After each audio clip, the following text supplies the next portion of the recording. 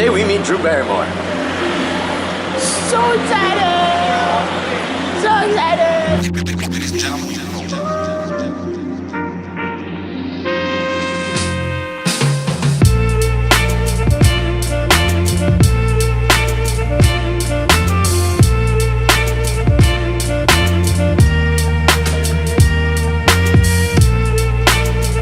I'm a bit nervous. I've interviewed a lot of people. I've never really interviewed anyone from Hollywood though. It's gonna be interesting. Hello.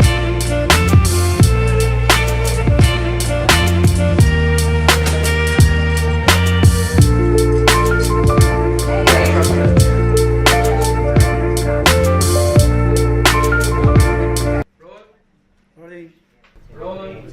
Roll back up. Great. Aaron, whenever you're ready. All right, so joining me right now are the stars of Santa Clarita Diet, of course, the one and only Drew Barrymore and Tim Olyphant. Thank you guys for joining me. How are you guys doing? How's Manila so far? I love it.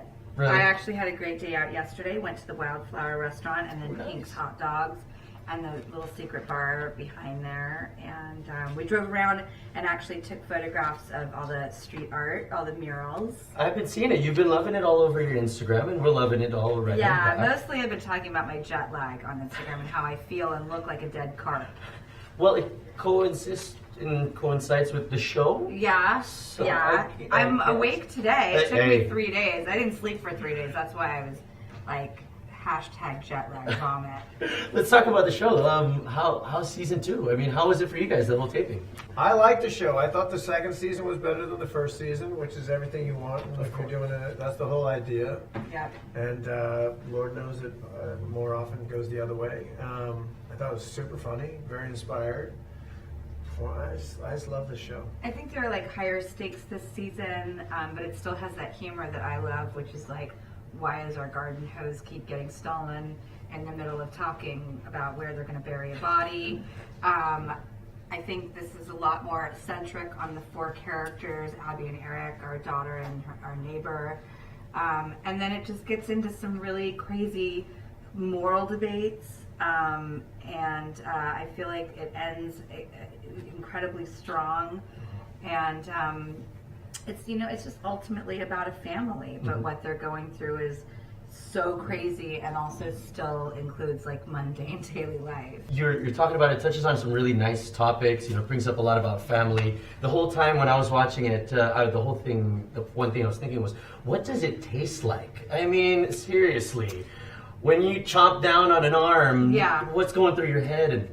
I just want to like sell it on how much Sheila is loving it, because I know if I was like crushing a pizza, that I would be in ecstasy as well.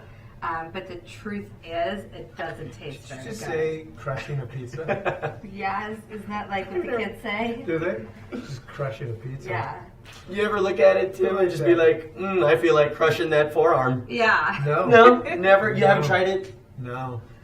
Not even on a dare. It tastes like a weird rubber that like was like laying on top of like a Jolly Rancher or something like that. Like the special effects guys try to treat me kindly by putting some weird like sugary syrup on it. But the irony is I don't like sugar, and I'm too nice to tell them. I'm like, could you make it taste like pizza? You like sugar? No, I'm a savory girl. I will like crush macaroni and cheese. I don't want the chocolate souffle. Really? Hate it. I don't like Ice cream? No. I will crush a pint of ice cream. Right. I mean, every once in a while, it's pleasant. When I was pregnant, I crushed tons of ice cream. Really? Yeah. Oh, that's cool. Does it affect like the whole thing after the shoot, where you're like, okay, it's time for wrap, let's go have like some lunch, and then comes out a steak, and you guys are still seeing a little bit of carcass there? Right. Does that hit you guys? I'm never really affected by food. Okay. As far as like, I love it so much that like anything horrible could happen and I'll still keep eating. It's like nothing breaks my stride. I find myself, I have a healthy appetite during the course of the You're not bothered by seeing her eat intestines and all that. Cool. Totally fine. Totally good. Yeah, it's kind of become like the new normal for us. Okay. Yeah.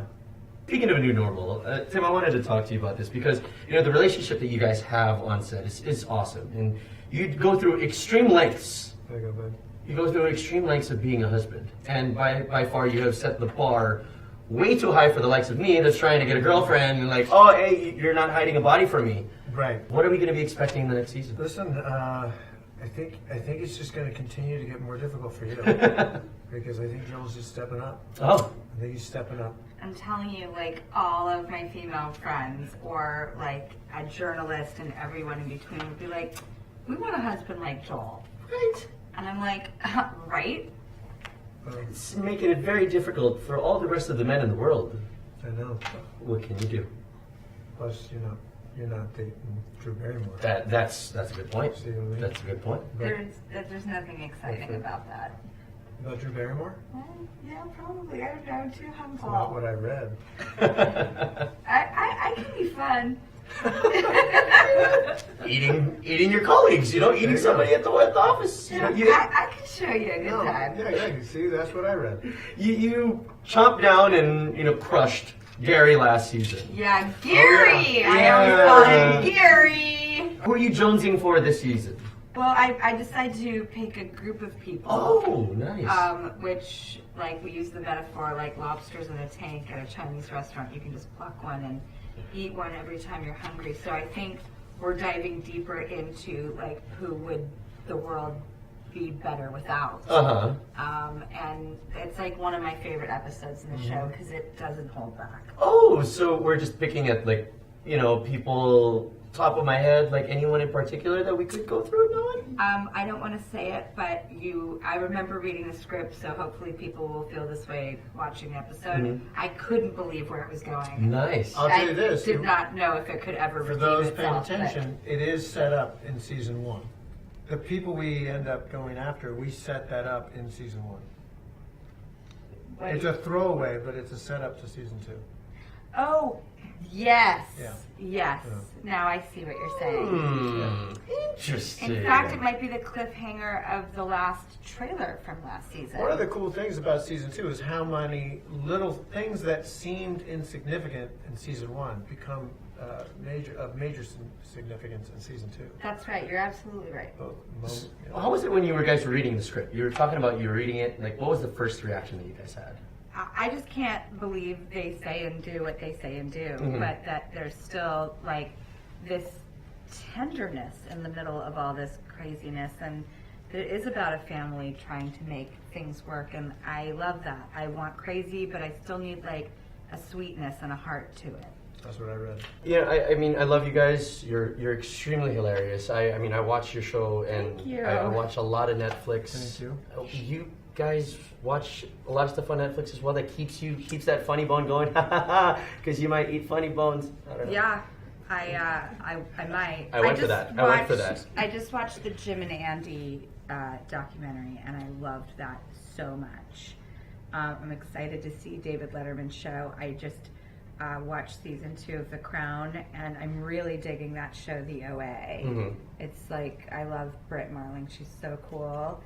And I watched the Jim and Andy show in character, and my character that I was playing hated that fucking show. really, I think I would have loved it, but How the very character I was Zamuda playing at the of you. time really found it to make me nauseating. when I hosted Saturday Night Live in 1982, they had this weird thing where they had hotlines set up and a big picture of Andy Kaufman on like a stand, and the theme of the episode amongst the whole SNL as we know it was call 1-800 something something something keep Andy, call 1-800 something something dump Andy.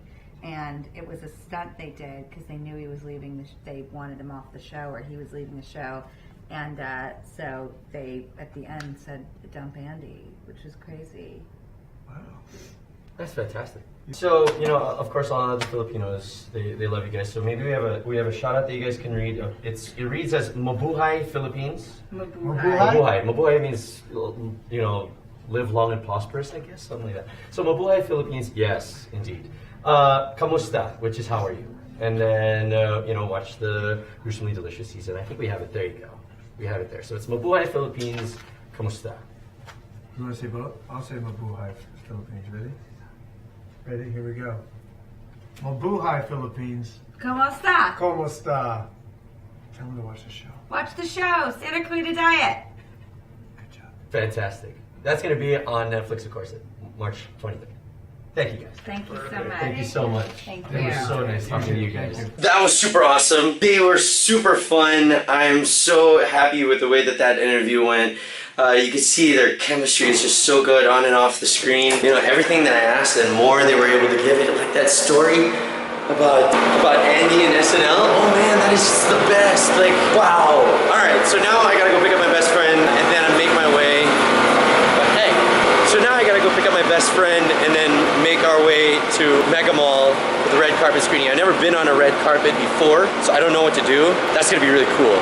Is it working now? I guess it's working now. Hello. I mean, that looks about right. The show is about, I guess, committed husband that will do anything to make his wife stay alive. That's what you're supposed to do for life and death. Now, I don't have a girlfriend. Me love you long time. As the prophet once said. My ride or die is my best friend here, so I wanted to know how far we could go with this. Like, would he kill somebody for me? I would help you kill that somebody dead, yes. So, because I needed to live? Yes. But if I didn't need to live, and I just needed to... Then it's not a ride or die situation. That is true. It's just a die and die. You're on your own in that. But you know, there are other situations that require a ride or die theme going on here. Like, for instance, would you let me date my ex? I would not let you date your ex. Dating your ex will kill you dead. Yeah, that is true. Yeah, that's worse than being a zombie. If you think about it, I'm actually saving your life by keeping you from your ex. Good point. Your turn. Right? Would you take the blame for me if I committed petty crimes? Like, let's say I urinated publicly and then I got caught, but then it's my third strike or something. Why are you peeing in the public 3 times? Yo, there's a bathroom!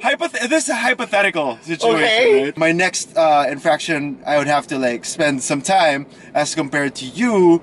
You'll just have to take the blame and pay a fine. But it would be on my record forever. This dude is a public peer. I'm a projectile fiend. I think I would. I think I would. I would, bro. I love you. I'd take the fall for my petty crime. for your lack of bladder control. Like, hey, it's a thing. I have TBS, tiny bladder syndrome. Oh, yeah. That's a great one. That's why he's such a great person to sit beside in the cinema. Last cracker, stranded on an island. I would give that to you and then maybe look for coconuts. Instead of me look for the coconuts because I have sustenance, right? Like, I got some food in me. Actually, no, I take that back. You get the last cracker, but then since you have energy from the cracker, you're going to have to go look for them coconuts, dude. I'm cool with that. I'm cool with that. Sounds fair. Sounds fair. What about you guys? Like, if you guys have any ride or die situations, let me know. Put it in the comments section. I know I would ride or die with this guy. I would publicly admit that I urinated in public. I publicly urinated publicly. Yeah. Something like that. Time to head to the red carpet.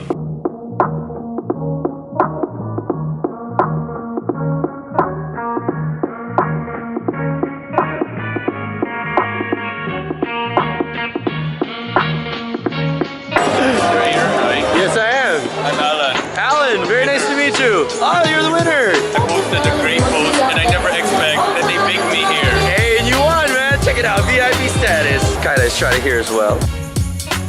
Ladies and gentlemen, Tim Olyphant and Drew Barrymore! We've been practicing how to say I love you. I think it's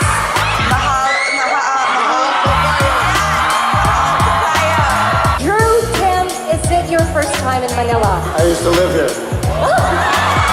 Really? Oh, wow! I lived in Davao. of our abilities to do 16. Okay, so the VIP red carpet is now done. We're on our way up. Yeah. We're gonna watch the first episode. Season 2, episode 1. Mad people. All right, so episode is done. We're walking out. We enjoyed it. I enjoyed it. Did you enjoy it? It was good. It was good. I'd like to talk about it, but spoilers, yo. We're not into spoilers, so hopefully you guys watch it when it comes out on Netflix around the world. Yeah, I thoroughly enjoyed it. I loved the first season, and it was a great way to start out the second. Yeah, hopefully you guys enjoyed the vlog as well. You did. Like, subscribe, comment, or the same thing that all the other vlogger people say, because I don't know what I'm doing. But yeah, hopefully you guys enjoyed it. I'll see you guys next time. Until then, Netflix.